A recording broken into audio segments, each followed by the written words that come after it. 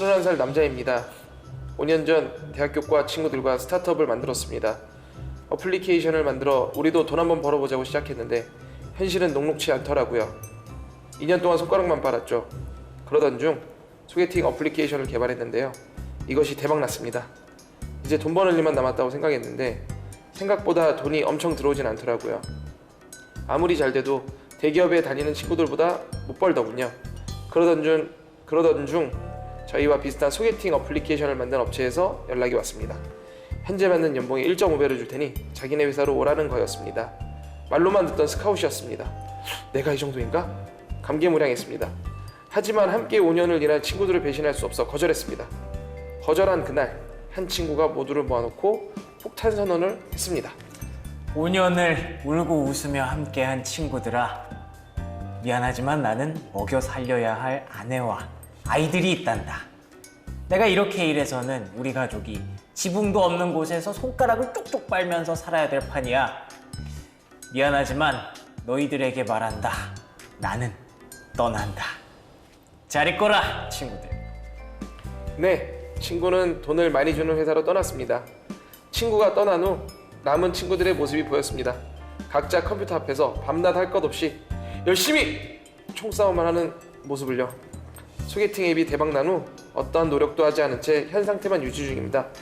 더 이상의 발전은 없을 것 같아요. 돈도 더 오르지 않겠죠? 친구들과의 의리를 위해 남기를 택한 저, 현실적으로 생각을 바꿔야 할까요?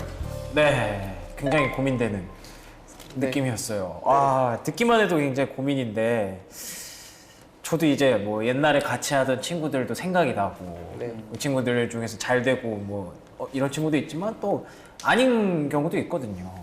그런 경우들을 생각했을 때도 뭐 생각이 나고, 그리고 이 스타트업 얘기를 했을 때 성장하는 그 기쁨, 나도 함께 성장하는 기쁨이 있다고 하셨었는데 그런 걸 또 같이 했던 친구들이잖아요. 네. 그래서 버리기가 쉽지 않은 것 같아요. 그 한 명이 버리고 떠난 걸 보니까 이제 열심히 총만 쏘고 있고 네, 그러고 있는 걸 보면은 좀 마음이 좀 그럴 것 같은데, 하지만 내 미래가 중요하잖아요. 내 미래도 중요하잖아요.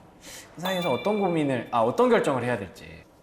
5년을 해봤으면 충분한 경험을 했을 것 같고요. 네, 예술 작품 만드는 거 아니잖아요.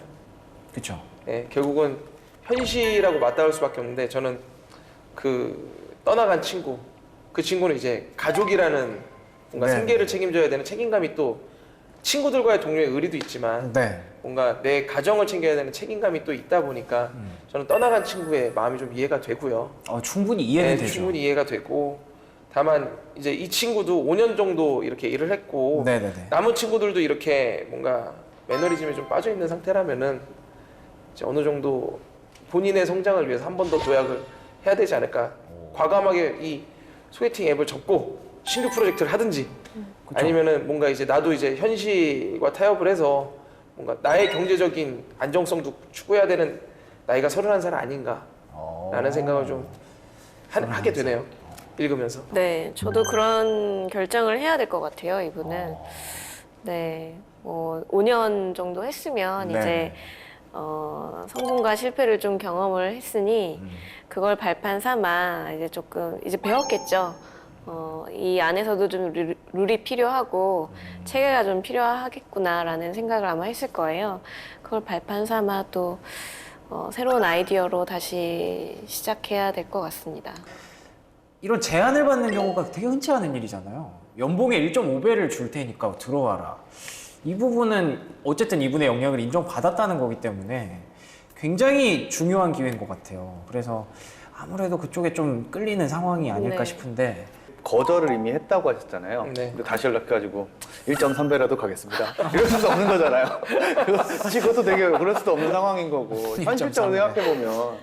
그래서 아니 저라면은 솔직히 그만할 것 같아요.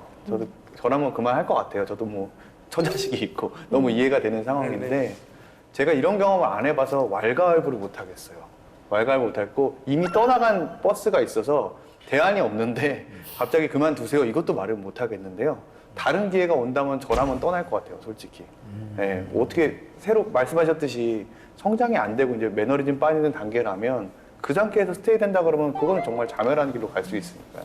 지나간 버스는 다시 잡을 수가 없다고 생각하시는 건가요? 그럼? 뛰어가서 택시 타고 잡을 수도 있겠으나 네. 네, 잡을 수는 있겠으나 글쎄요 쉽지는 않을 것 같은데 쉽지는 않을 것 제 같은데 친구 얘기하는 거랑 똑같아서 그리고 되게 공감이 되면서 읽었는데 예. 제 친구는 이제 모바일 게임을 만들었었는데 네네. 이제 그 친구는 처자식이 다 있는 상태에서도 이제 동료들끼리 모아가지고 한 5명에서 시작을 했어요. 완전 그래서 비슷한 내용. 모바일 게임을 만들었고 이제 유명 퍼블리싱 회사를 통해서 런칭까지 했어요. 오 예. 근데 게임이 인기 있었는데 실질적으로 이제 돈이 많이 안 들어서 지금은 헤어졌죠 다시.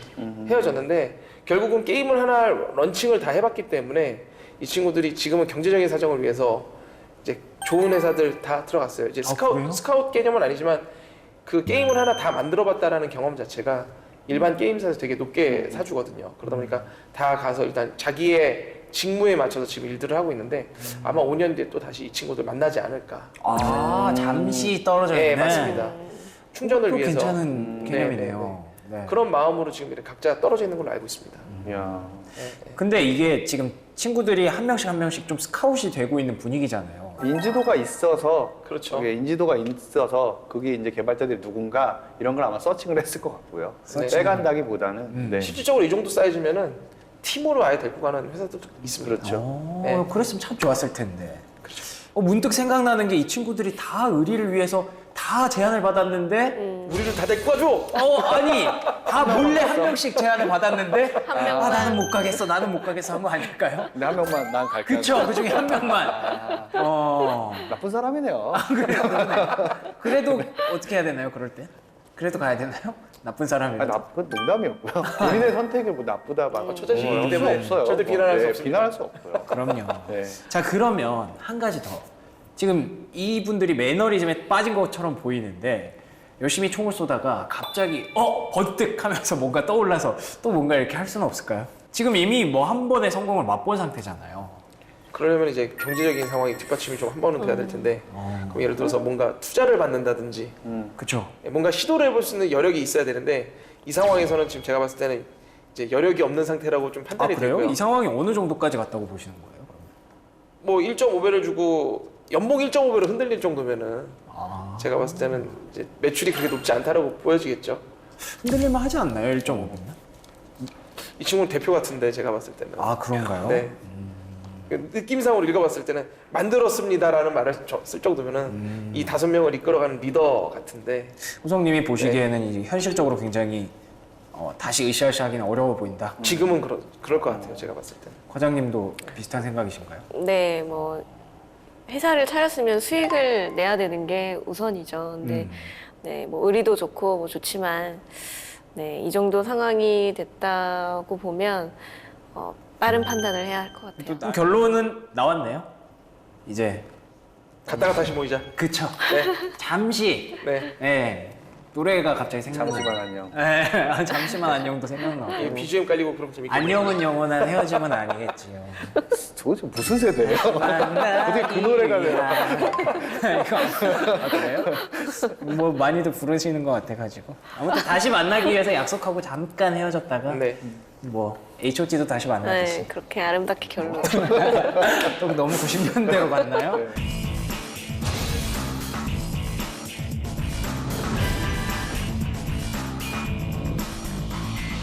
은행에서 일하다 얼마 전 한 금융 IT 스타트업으로 이직한 5년차 직장인입니다. 은행에서 꼬박꼬박 과장님, 차장님, 부장님 했는데 이직했더니 같이 일하는 직원들을 제니퍼, 줄리앙, 피카 등으로 부르라고 하더라고요. 이곳이 한국인지 미국인지. 중요한 건 저보고도 영어 이름을 정하래요. 오 마이 갓. 31년 동안 한국 땅에서 살아온 토종 한국인에게 영어 이름이라니. 웃으며 그냥 한국 이름으로 불러주시면 안 될까 했는데 거절당했습니다. 회사의 방침이라며 안 된답니다. 그날 저녁 친구들과 모여 앉아 합이라는 이름을 지었습니다. 제 이름이 하땡비인데 애들이 줄여서 합이라고 부르거든요. 평소 듣던 별명이라 누가 제 이름을 부를 때는 아무렇지도 않은데 얼굴에 토종 한국인 써있는 분께 줄리앙이라고 부르려고 하니 팔에 소름이. 입이 떨어지질 않습니다. 그래서 이름을 부르지 못하고 저 이거 어떻게 하는 거죠? 이런 식으로 넘어가고 있는데 어쩔 수 없이 이름을 불러야 하는 순간이 생기더라고요. 도저히 오글거려서 영어 이름을 내뱉을 수가 없는데 저 어떡하죠? 아, 네. 굉장히 오글거림을 못 견디시는 분의 사연이었고요. 줄리앙, 피카, 뭐 제니퍼 이런 분들이 이제 차장님, 부장님 뭐 그런 분들이 다 이렇게 불러야 되는 거죠. 이거 일단은 영어 이름에 대해서 먼저 얘기를 나눠보자면 굳이 영어 이름을 부르는 이유는 아마도 그 수평적인 뭔가 그런 관계겠죠? 맞습니다. 예, 어떤가요? 맞아요. 그러니까 기업에서 사실은 하려는 노력이죠. 뭐 청바지를 입는다거나 복장을 자유로 하는 것과 마찬가지로 네. 어떻게든 뭐 이름을 부르면 직급을 안 부르게 되잖아요. 네. 그러다 보니까 뭐 부장님 하는 것보다는 뭐 추부장님 이것보다는 뭐 피카츄 어쨌든 뭐 피카 이렇게 해도 되겠죠. 추씨 부장님이신데 이름이 피카면 피카츄네요. 그렇죠. 예. 피카가 아니고 똑같이 부르진 않겠지만, 그러니까 그러면 뭐 재밌고 이제 오히려 좀 더 부장이라는 어떤 뭐 차장 나보다 상위 직급에 대한 또는 하위 직급 뭐 무슨 님 뭐 하위 직급 뭐 무슨 대리 하는 것보다는 이름 부르면은 오히려 그 이름에 좀 더 신경이 쓰이게 될 수밖에 없는 것 같아요, 사람이. 그거 확실할 것 같아요. 부장님인데 피카츄 이러면 서로 굉장히 기분 좋을 것 같아요. 근데 생각만큼 그런 거 쉽지 같지는 않아요. 네. 네. 저는 한번 해보고 싶기는 한데 아. 어떤가요, 영어 이름? 그 저희 회사가 영어 이름을 쓰고 있거든요. 아. 정말 이 회사랑 똑같아요. 어떻게 되시나요, 과장님 영어 이름이? 네, 뭐라고? 저는 줄리예요. 줄리. 네. 줄리. 다 영어 이름 대표님부터 뭐 스티브, 네, 그냥 영어 이름을 부르는데 쉽지 않은 게 정말 처음에는 그냥 영어 이름 부르는 걸로 그렇게 정해져서 이제 공지가 되고 영어 이름을 다 부르는데 바뀐 거예요, 이렇게?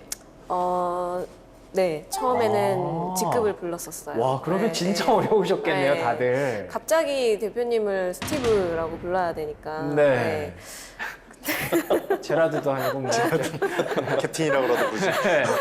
네, 처음에는 잡스도 그렇게 아니고. 했는데 점점 그 님자를 붙이게 되더라고요, 직원들이. 이제 스티브님. 네, 상사한테 자기들 이제 동료들끼리는 그냥 이름을 부르는데 줄리님 이렇게 되고 아, 예. 네, 부하 직원들이 점점 그렇게 되더라고요. 그래서 오히려 그 상급자분들은 시니어분들은 이거를 잘 따라서 뭐 재밌게 하시는데 네네. 주니어분들은 오히려 더 불편해해서 제발 대표님만이라도 대표님이라고 부르게 해달라. 대표님을 대표님이라 부르지 못하고. 정말 실제로 그런 의견이 있었어요. 네. 이 설문조사를 했었거든요. 어. 그 시행착오를 겪으면서. 그래서 지금 조금 이상한데요. 정말 네. 님자를 붙여서 하고 있어요. 다 그렇게 됐어요. 네, 줄리님, 스티브님 뭐 이렇게 하고 있어요. 그 안에서는 원래 그렇게 하면 안 되는데 그냥 다 서로 이거를 인정하게 되는. 네, 네. 줄리는 근데 어떻게 짓게 되셨어요? 제가 어렸을 때 네. 영어 가외 처음 해준 그 외국인 선생님 이름이 줄리였어요. 아, 네. 그래요? 네. 진짜 갑자기 이렇게 영어 이름 지어야 된다고 하면 참 어려울 것 같네요. 그러니까 저도 그 이전 잠깐 이제 있었던 직장에서 네. 이렇게 마찬가지로 뭐 줄리님 영문 영문 이름 앞에 님자를 붙여서 다 그렇게 아예 했었었어요. 했었어가 아니라 그게 무조건 그렇게 해야 되는 문화였고요.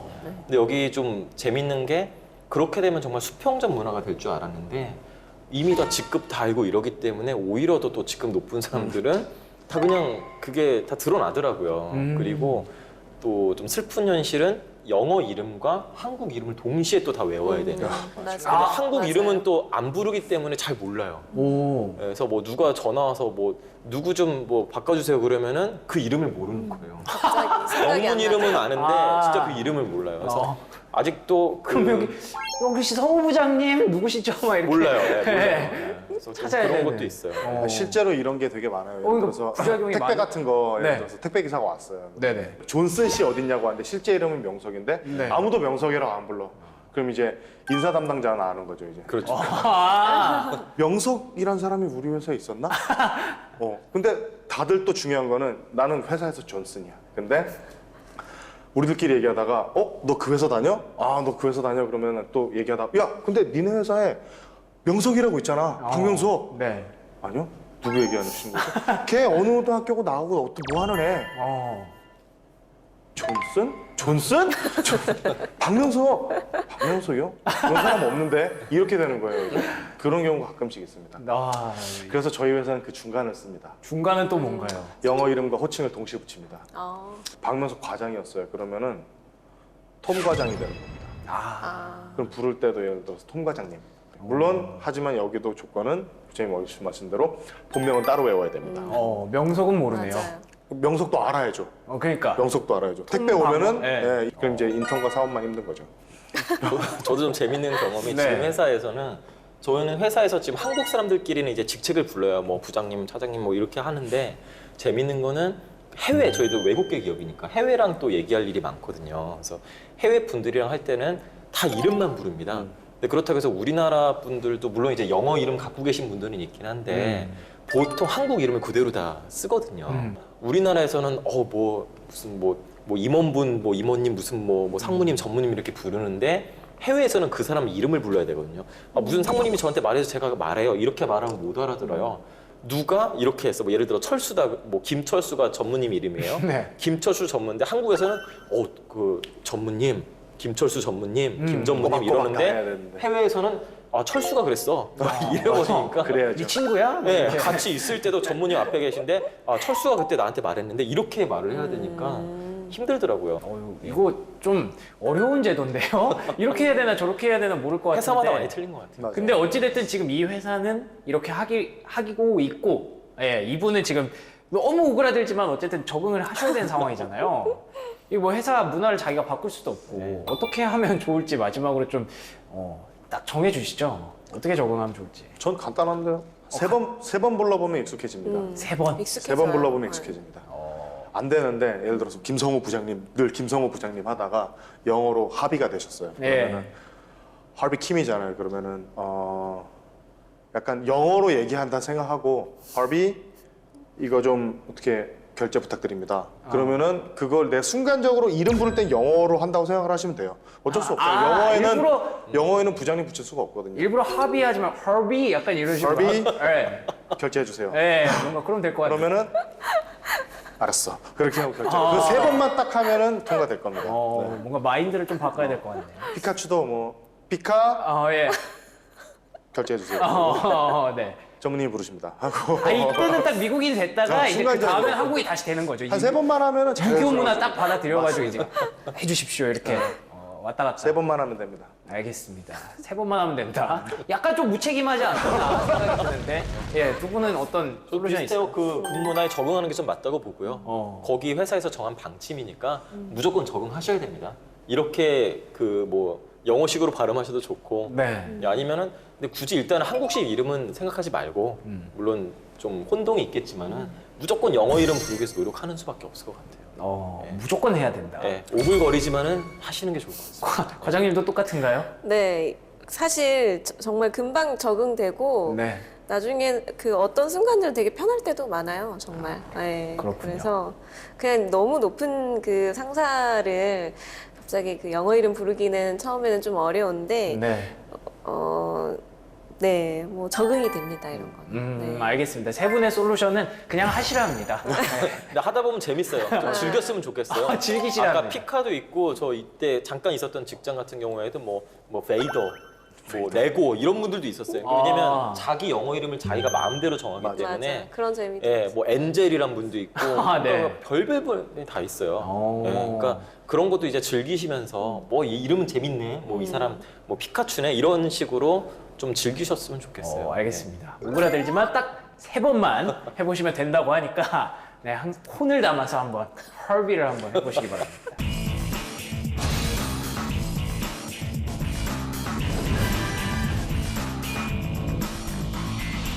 8년차 남자 과장입니다. 저는 회사에서 하루에 수백 번 제 허벅지를 찌릅니다. 회사에 개념 없는 후배가 너무 많아요. 회의 전에 회의실 세팅도 안 해놓는 후배, 회식에서 고기 굽는 부장님을 천진난만한 표정으로 바라보다 고기를 다 먹고 부장님을 애타게 쳐다보는 후배, 부서에서 제일 늦게 출근하고 제일 빨리 퇴근하는 후배, 선배가 보낸 메시지를 5시간 뒤에 읽는 후배 등등등. 제가 허벅지를 찌르는 이유는 뭐라 하고 싶지만 뭐라 하면 안 될 것 같아 참기 때문입니다. 몇 번 참지 못하고 후배들에게 말했더니 제가 젊은 꼰대가 돼 있더라고요. 화를 내거나 욕을 하는 것도 아니고 담담한 말투로 야 그래도 우리 중간을 하자. 출근도 중간, 퇴근도 중간. 알았지? 이렇게 담백하게 말합니다. 꼰대란 말을 들은 이후로 그냥 말을 말자 참는데요. 참는 게 너무 힘듭니다. 다들 왜 이렇게 개념이 없는 건지. 젊은 꼰대가 되더라도 말을 할까 고민 중인데요. 이렇게 생각하는 것 자체가 꼰대인가요? 저는 계속 참아야 할까요? 터트려야 할까요? 사연 보내셨나요? 아니 근데 굉장히 현실적인 고민인 것 같아요. 맞아요. 본인이 마음에 안 드는 부분들이 분명히 있는데 그거를 얘기를 해야 될까 말까부터 굉장히 고민을 하고 계시고 이게 말을 하면 꼰대라고 또 오명을 쓸까 봐. 근데 이거는 꼰대 오명을 쓴다 하더라도 저는 말을 하는 게 맞는 것 같아요. 왜냐면 이건 꼰대 문제가 아니라 그 기본적인 문제거든요. 물론 이제 뭐 출퇴근 시간은 좀 그거는 좀 약간 좀 제외한다 하더라도 네네. 뭐 메일을 보냈는데 5시간 뒤에 어떤 회신을 한다든가 그거는 일단 업무상 기본이 안 돼 있는 겁니다. 예, 그래서 그 이 사연 주신 분이 판단했을 때는 뭔가 이거는 뭐 꼰대 이런 거가 상관없이 뭔가 기본적으로 이거는 정말 지켜져야 된다. 그게 판단되면은 어떤 그 선배 입장에서 그 후배 분들을 위해서는 이거는 좀 지적하고 그 혼내시는 게 저는 맞다고 봐요.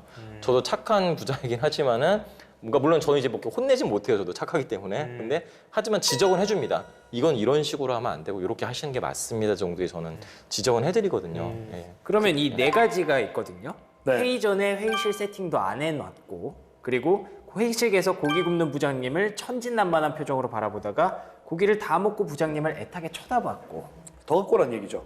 그쵸. 더 구워라. 네. 네. 3번째 부서에서 가장 늦게 출근하고 가장 빨리 퇴근하고 4번째 선배가 보낸 메시지를 말씀하신 대로 5시간 뒤에 읽었고 손 실장님께서 뭔가 하시는 말씀. 저는 그 조심스럽게 그 사원 네네. 네.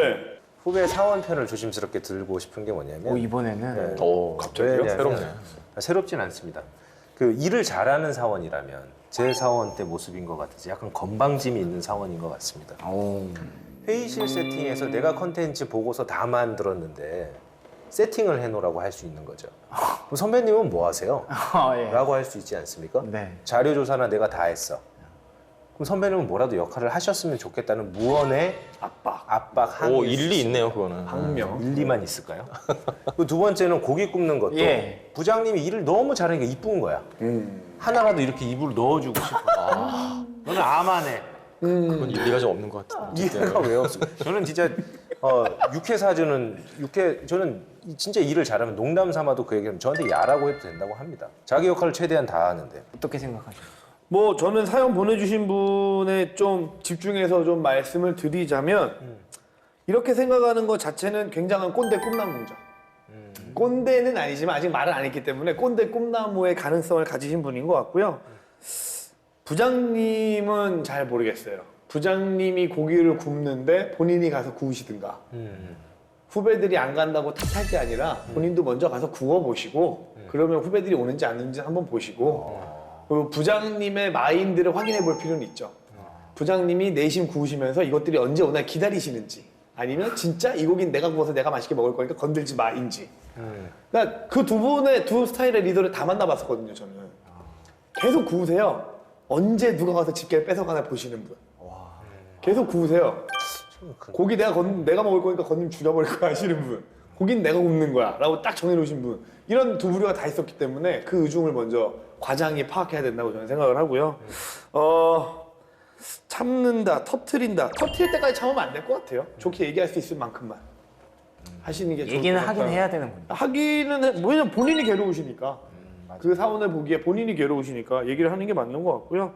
제 생각도 그런 게 이게 괜히 내가 꼰대로 비칠까봐 나의 그런 마음을 계속 억누르고 이러느니 그냥 얘기를 해서 내가 왜 꼰대로 비춰지는지 그 이유도 좀 알고 서로 이렇게 얘기를 하면 될 것 같은데 소통의 부재네요. 또. 예, 약간 너무 겁을 먹고 있는 게 아닌가 그런 생각이 듭니다. 근데 직장에서 그렇게 그러니까 좀 소통이 중요하다고 하는데 얘기하기는 쉽지는 않아요. 그럴 수는 있겠죠. 네, 예. 눈치 보이고 틀어질까봐 관계가 얘기하기는 쉽지는 않아요. 그럼 최종적으로 어떤 판단을 하면 좋을까요? 그러니까 좀 공감이 가는 게 뭐냐면 그 회의실 세팅의 정석을 좀 보여줬으면 좋겠다는 거지. 그러니까 예를 들어 제가 가서 요즘도 이 방송을 보시는 저랑 같이 일하시는 분들이 참고하셨으면 좋겠는데 이거 그냥 사내 방송으로 아침 조회로 트시면 안 돼요? 그냥 환기 정도는 기본적으로 하시고 물이나 뭐 커피 같은 경우는 세팅을 해 놓으시는데 마지막에 안 되는 게 그 사인펜 같은 거, 그 보드마카 같은 경우가 세팅이 돼 있어야 돼요. 그럼요, 미리 오늘도 그것도 안 나오는 거 제가 안 나오면 어떡하면 이렇게 던지거든요. 버려야죠. 그럼 그거 주워서 버리고 뛰어와서 세팅을 해놔야 되는데 그게 없어요. 그리고 지우개도 없어요. 그래서 제가 손으로 지웁니다. 손으로 이렇게 지우고. 이게 약간 휴지를 어필이죠. 썼어야 돼. 액션이죠, 액션. 화장실 나 가서 지금 휴지라도 쓴다. 이렇게 해와야 될 거잖아요. 근데 아무도 안 움직여요. 그게 참 그런데 그걸 말해야 될까를 참고 있는 거거든. 저도 똑같이 이 사연 분하고. 그러니까 그거에 대한 정석을 딱 그걸 왜 모를까? 난 너무 답답한 거야. 왜 세팅이 안 돼 있을까? 도대체 박 매니저님은 뭐 하시는 거니까? 왜 없는지 모르겠어요. 여기 보면 눈에 걸리는 멘트가 회사에 개념이 없는 후배가 너무 많아요. 라는 이 멘트 자체가 되게 걱정스러운 거죠. 다시 한번 돌아보시고 나 혼자 개념 있는 사람이라고 생각하지 않는가.